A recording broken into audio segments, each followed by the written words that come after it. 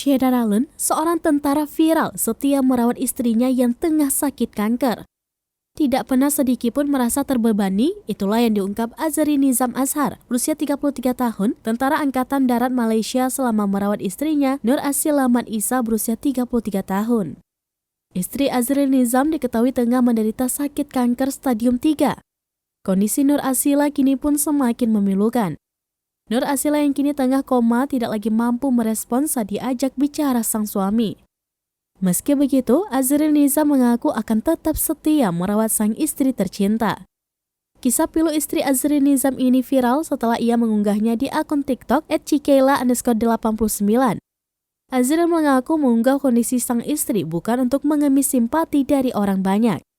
Ia hanya ingin menyimpan kenangan untuk keluarga agar bisa melihat perjuangan Nur Asila untuk sembuh. Azril mengaku jika kelak sang istri sembuh, ia ingin Nur Asila melihat perjuangan yang sudah mereka lalui bersama. Namun, jika takdir berkata lain, Azril akan menyimpannya sebagai kenangan untuk anak cucunya kelak.